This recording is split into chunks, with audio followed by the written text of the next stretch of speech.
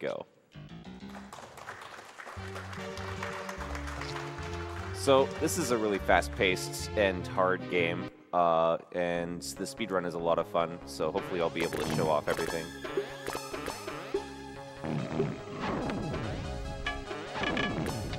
Alright, so one of the most important tricks in the speedrun is a wall jump.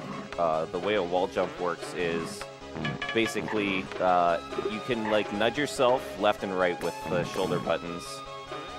And sometimes, if you're next to a wall when you do that, you get nudged in for one frame, and on that frame you can jump and move up walls. So you just saw me do a bunch of wall jumps there. I skipped a huge portion of that little level there. Okay. Another thing about this game is it's super laggy when there's lots of things on screen. So I'm going to be trying to reduce lag whenever possible, because otherwise it's just incredibly slow.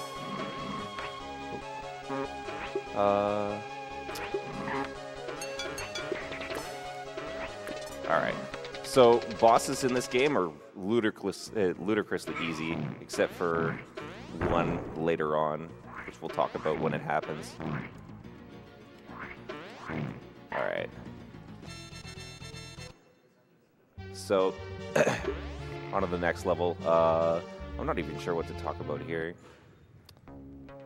I guess I'll talk about coins. You'll see that I'm collecting coins, and I'm specifically collecting some and avoiding others. Every 25 coins that you collect in this game gets you a heart. And since you only have 3 hearts, like, hearts are an important resource. So it's important to route out the coin collection such that you get hearts at opportune times. And that's going to happen soon, like in the next room. And then it's going to happen again later on in this level. And ultimately, I'm trying to set myself up to get a coin heart at the beginning of the very final level as well. Which will let me do some damage boosts that make it a lot faster. I think that probably now, if there's any donations to read, you got a couple minutes. All right. We have $5 from Jeremy, donating in the name of my pet rabbit, Buster. We have $50 from Dragonar. Drago here. Good luck on the run, Fatso. Glad to see your GDQ performances are going great. Fantastic event. Good job to all the runners and staff on this event. Donation goes to Runner's Choice.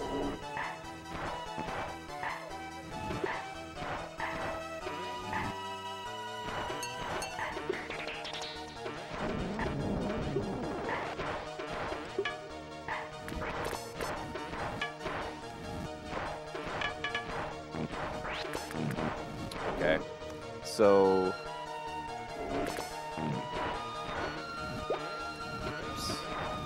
I gotta wait on an extra Tesla coil cycle here. So, I don't know, like, this game is super dangerous. If you screw up, usually it ends up costing you a heart or a death. Okay. I actually rely on an audio cue for that boss to start it early. But in the end, it's just a pushover like any other. So now we're going into the bathroom.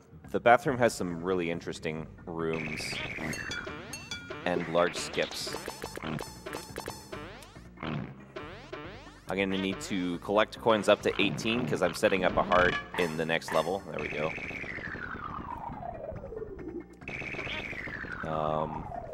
I don't know, maybe I could talk about some of the people who have done this speedrun before.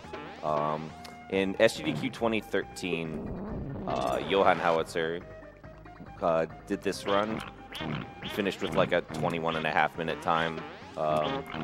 Since then, he brought the time down to like 18:55 in RTA. And then in the last year, I picked this game up and have brought it down to my PB is a 1607 that I got just the other week. And we have a new runner called Coughing Rocks, who found a lot of new strats that have helped push the time down. And he hasn't really done much in the way of RTA yet, but he's probably going to beat me really quickly whenever he gets back into the RTA grind.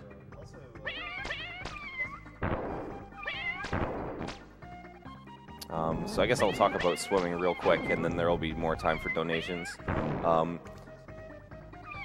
Swimming in this game kind of sucks.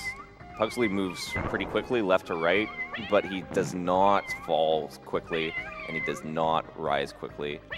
Like, especially when you're trying to swim up, you have to pump in a really awkward way over and over again to optimize it, and it feels really slow and really awful. Here I'm going to be taking a quick deboost. It skips like 20 seconds worth of gameplay. And now, I don't know if there's any donations to read. Oh. Sure, we have $20 from MyGolo. Thanks for the awesome runs. Save the animals so that I can have some lunch. And to my friend Lucas, yes, I am enjoying myself. And just a reminder, some upcoming incentives. For Crypt of the Necrodancer, Diamond All Zones is sitting at $5,277.41 out of $7,500. So if we just donate just a little bit more, we can see that. It's pretty nice show, so I think we should do it.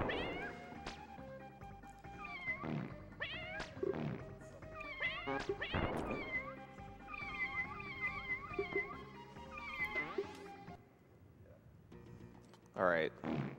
So this is a pretty cool kill. I'm going to try and show it off.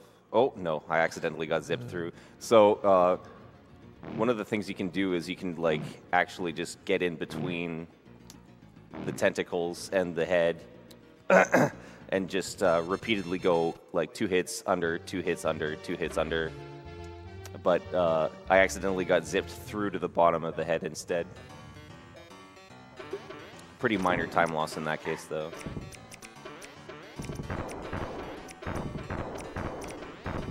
This level is probably the hardest level, if you ask me. It's got a lot of really dumb things to do, including some zips, which I'll show off in about a minute or so.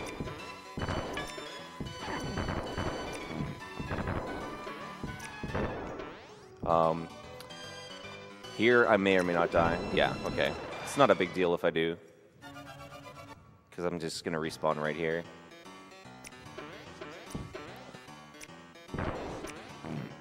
So this next room is like, there's very little randomness in this game. What little there is basically concentrated into this room, amplified into pure hatred.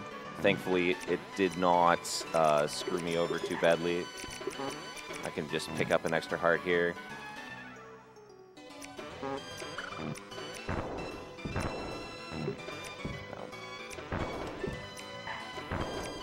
In order to get up here, there we go. You have to kind of like not only do the buffer style wall jump, but you also have to buffer the jump off of the cannonball as soon as you land on it, or else you're not going to have the subpixels right.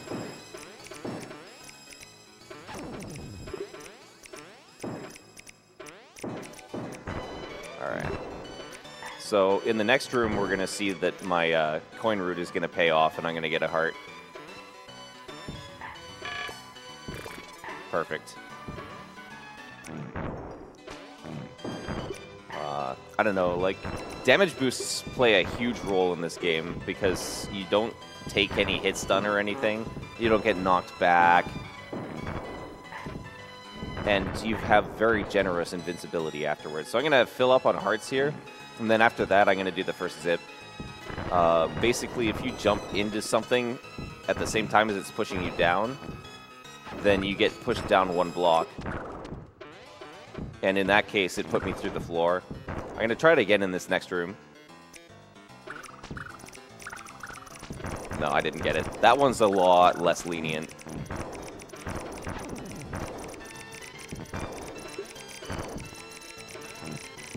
Okay. Perfect. Last room of this level is kind of tough. It never goes the same way twice, so I'm constantly having to improv this level. Now it's just another easy boss.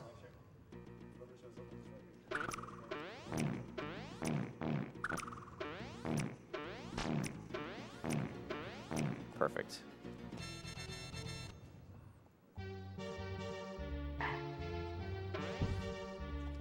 So I'm going to be able to heal up back to full over the course of the next couple rooms. I love this level because all of the rooms are left to right, and like there's very little to constrain your movement.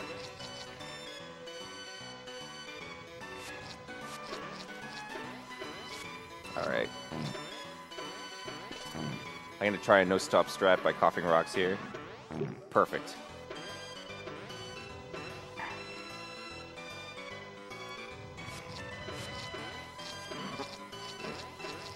We have $15 from ClickSpark. Yo, Fatso, I'm gonna need you to go a little faster than usual so I can go to sleep before I die. Thanks and good luck. Thanks, Sparky.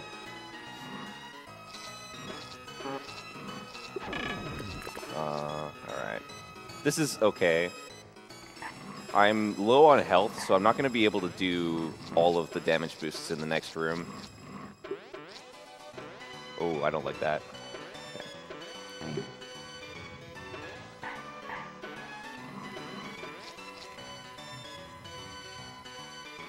Here, there's a heart here, so I can do one damage boost, but not the second. That's okay. This is the one that's important. You have to wait like 5 seconds otherwise.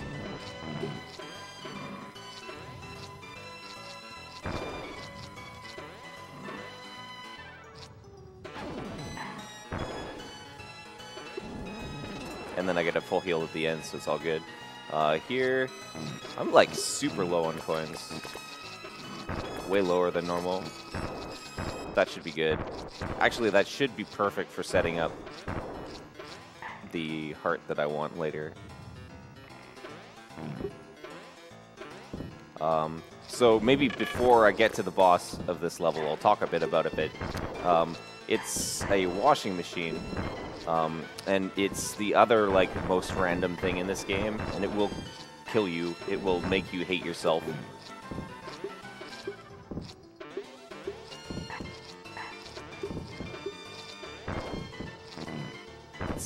Yeah, I don't know. It's just, there's, like, I don't know. Gonna hope that it stays on screen for the most part.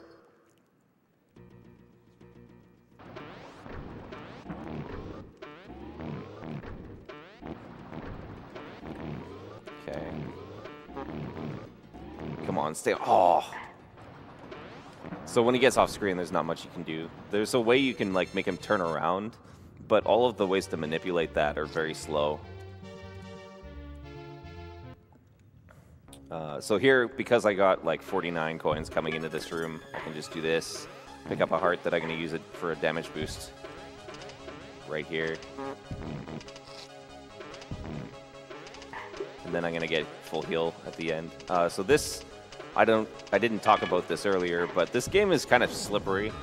Pugsley will skid and slide all over the place. And then this level is an ice level, and on top of the skid physics, there are now ice physics. So keeping control of Pugsley is going to be incredibly difficult, and it's critical to know exactly what you're doing at every step.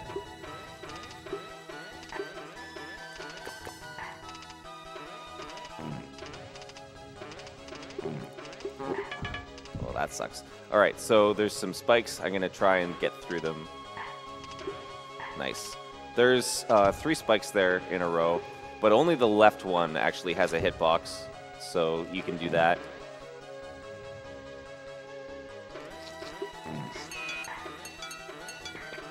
This room is nothing but like really long and annoying switch puzzles. And there's another one coming up later that I'm going to be skipping most of. Here's a hidden heart.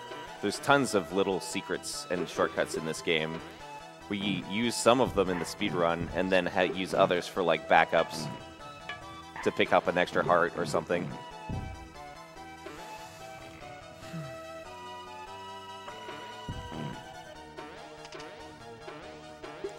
I think there should be time for another donation real quick. Sure, we have $10 from I Am Bitfrost. Love watching these Colonel Fatso runs. Money goes to the Family Jewels rockin' soundtrack in Crypt of the Necrodancer.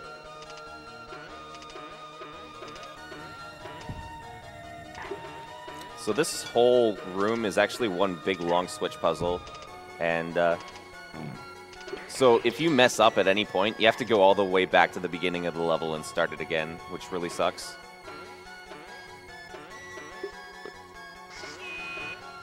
Alright. That's just knowing when to jump. No big deal. And I would normally have to do a second version of that switch puzzle, but because I can wall jump, I can actually just bypass it completely. So there's actually only one room left in the game, and then a really easy final boss.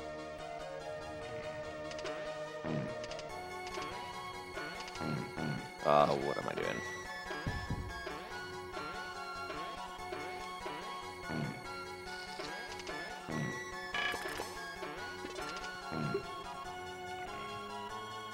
All right.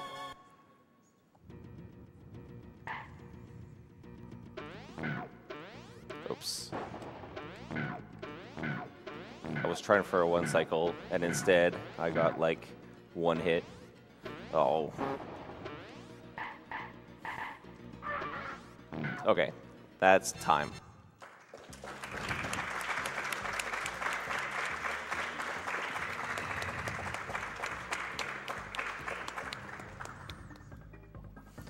So, I don't know, I'd like to give out some shout-outs to Johan Howitzer, who did a lot of the early RTA development of this game, and then also to Coughing Rocks, who found all sorts of cool optimizations that have found their way into my runs and will soon be finding their way into his.